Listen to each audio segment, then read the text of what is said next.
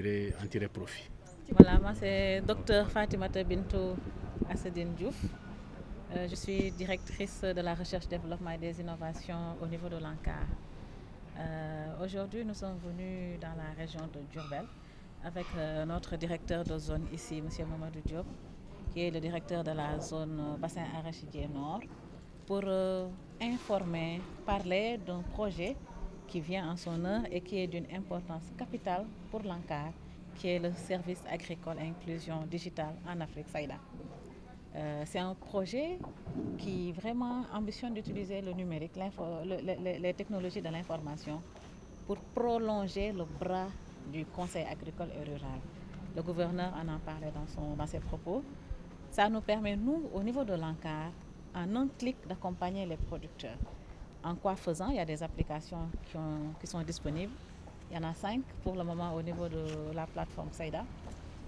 Une application sur la santé et l'alimentation animale, une application qui donne l'information climatique et le calendrier culturel, une application qui accompagne les producteurs sur le marché pour avoir les informations de tous les marchés au niveau national, vraiment pour permettre de vendre et d'acheter les intrants, disponibilité ainsi que les prix.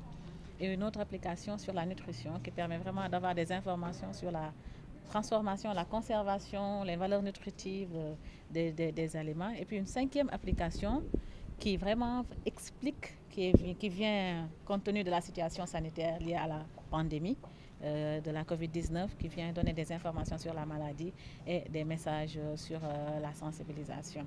Vraiment, c'est un outil de CAR, c'est notre outil de conseil agricole et rural, c'est un outil puissant qui nous permet vraiment d'aller là où le CAR physiquement ne peut pas arriver et d'accompagner, ce qui n'enlève en rien le travail du CAR qui est d'accompagner les producteurs et d'introduire les innovations technologiques issues de la recherche. C'est une contrainte parce que pour avoir accès à l'application, il faut avoir une connexion.